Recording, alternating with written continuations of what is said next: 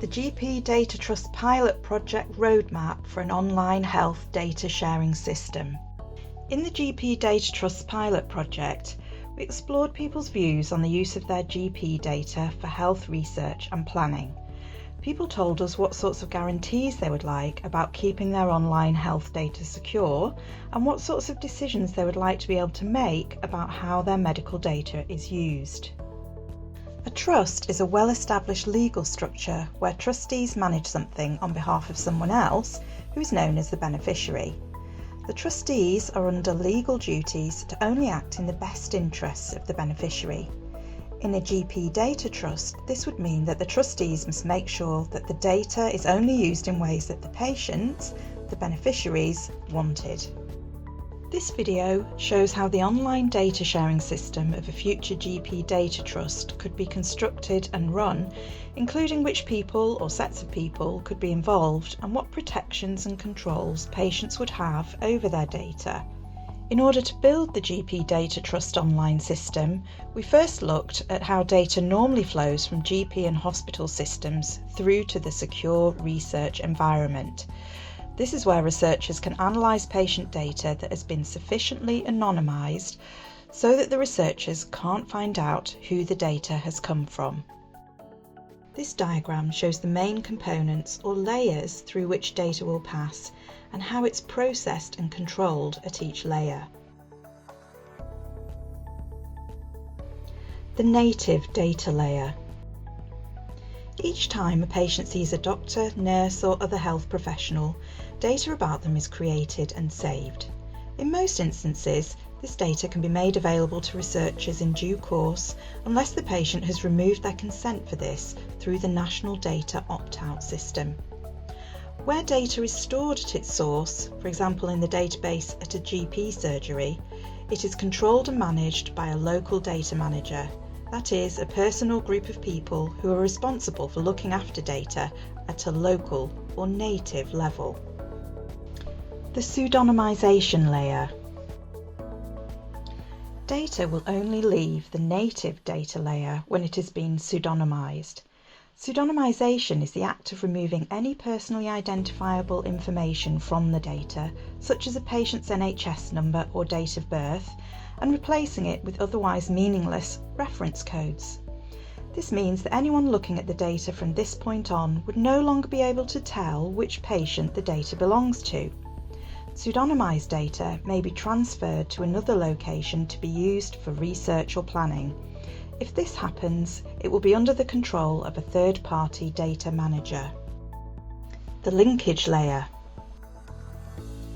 Once a patient's data from a particular source, such as a GP surgery, has been pseudonymised, the next step in the process will be to link this data to other sets of pseudonymised data about the same patient, such as their hospital records.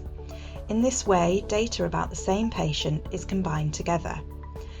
This process is made more complex by the fact that the data has been pseudonymised, so we cannot simply match data by using something like a patient's NHS number or name and date of birth.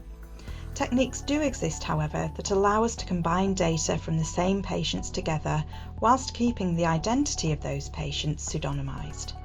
Once multiple sources of data have been linked together, we have a more detailed set of data to work with. The disclosure control layer.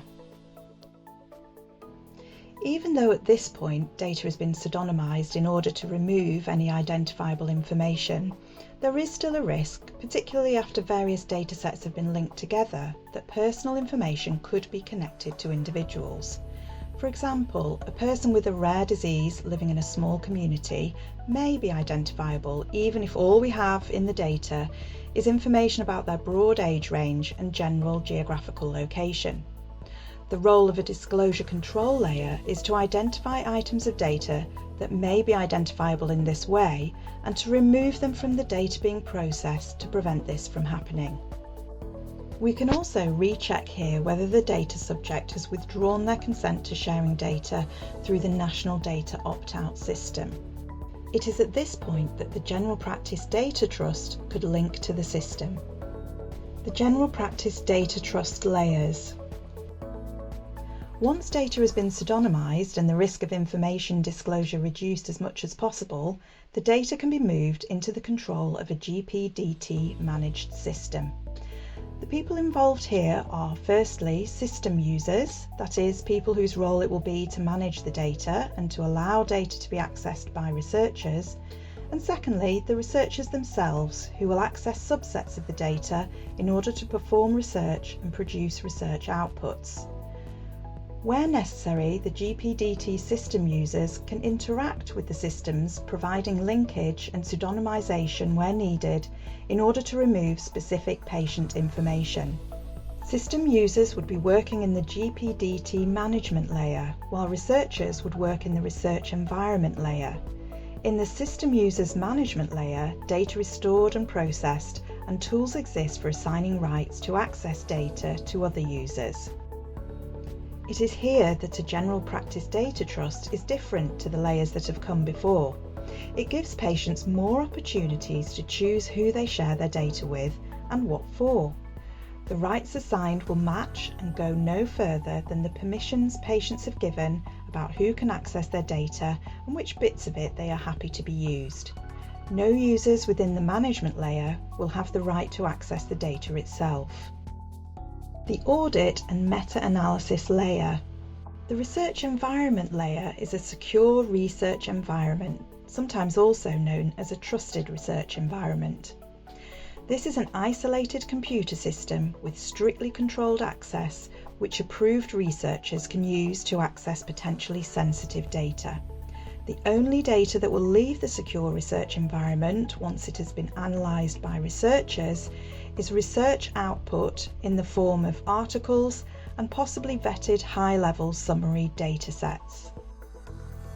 Alongside the data processing happening across these layers and the flow of data between them, there exists an auditing and metadata layer. This allows the GP Data Trust to record and examine what is happening to data at each layer and to provide high-level meta information about the data sets within the system. For example, where they are sourced from, how many subjects they hold, and the types of data they record about those subjects. The purpose of this layer is to help the Trust have oversight of the system and to check that data is only being accessed and used in compliance with the terms of the Data Trust.